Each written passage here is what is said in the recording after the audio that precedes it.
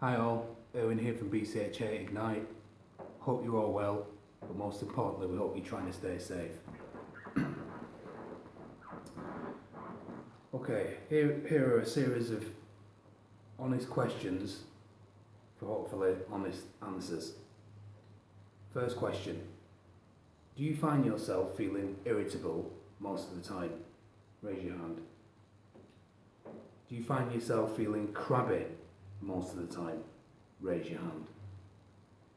Do you find yourself feeling anxious most of the time? Raise your hand. Do you find yourself feeling emotionally defeated most of the time? In other words, do you find yourself feeling like life isn't going to give you what you want or what you need most of the time? Raise your hand. Do you find yourself feeling irritable and just always feeling uncomfortable at certain situations that you have to get involved in with certain people? Do you find yourself feeling that you don't want to be in that situation? Do you find your emotions, just feeling really difficult and uncomfortable most of the time? Raise your hand. Well, I've got some good news for you, cheery news. If you're feeling any of those emotions, what I would call negative emotions, there is a cure for it. And the cure is called developing your own emotional intelligence. And if you can develop your own emotional intelligence, all those questions that I've just asked you about those different emotions will honestly be a thing of the past, I assure you. And how I can say that with commitment and enthusiasm is because I once suffered from all those emotions, and it was only when I got this information that I'm going to pass on to you that things started to change and transform for me for the better. People often say to me, Irwin, you always seem to take things in your stride and you always seem to be laid back about things, and things seem to be easy for you. And believe me, there was a time when it wasn't like that. And most of the time, when I'm feeling the way I feel, it's not because things are easy, it's because of the information that I was once given and that I work on over and over and over and over again. And now, most of the time, 95% of the time, I'm a walking, talking replica of that information. In other words, I'm emotionally intelligent most of the time. I'm in control of my feelings and my thoughts about any situation most of the time. It's not that I'm unique, or it's not that you have to be unique to get this information and to be like this.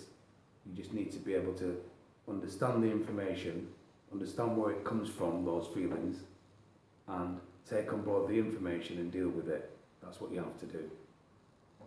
So, all those emotions that I've just asked, they aren't you.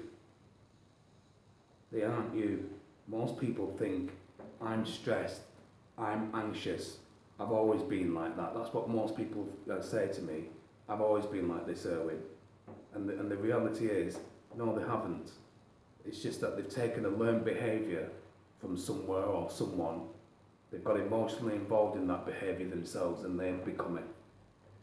So my question to you is, if you're willing to let go of all your preconceived ideas about who you are in terms of your emotions are you, if you can let that go, then hopefully this information will work for you. In order to become emotionally intelligent, to develop your emotional intelligence, what you've got to do is to be consciously aware of how you're being and you're doing in any given moment. Now, when I first got this information to do this, I was like, what? So I've got to think of all my thoughts every time they come to me, and it'll just drive me mad. And my mentor said, yeah, it probably will initially, because you're not used to it, because you're so comfortable in all the other negative emotions. This new way of being is going to become uncomfortable for you.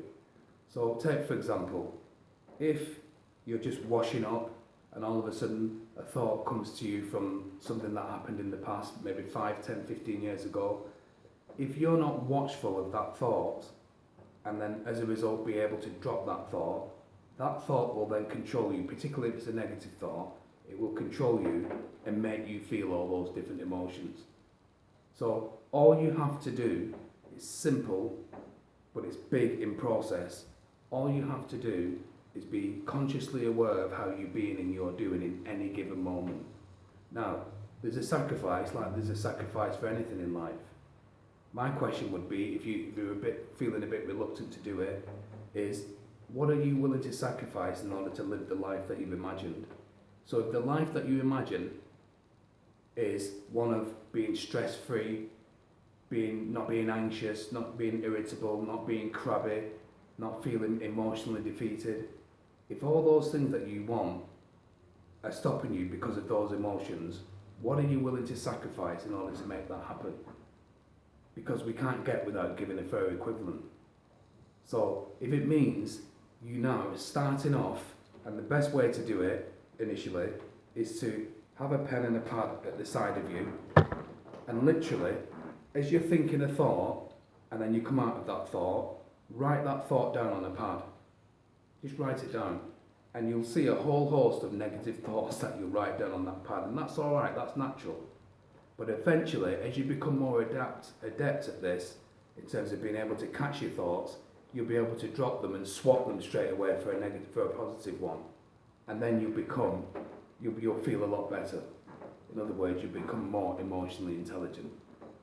So the name of the game for this is repetition. Repetition is the mother of skill. So the more we do something over and over and over again, we become it. Unfortunately, most of us do the negative things over and over again, and that's what shows up for us. So with regards to developing our own emotional intelligence, it's all about being consciously aware of how we're being and how we're doing in any given moment, so we can catch those thoughts which turn us angry, crabby, anxious, irascible, bad-tempered, stressed. It's catching all those thoughts and dropping them straight away with a positive one. Try it out. Just try it. If it can work for me, it can work for you. And you'll see your life transform for the better.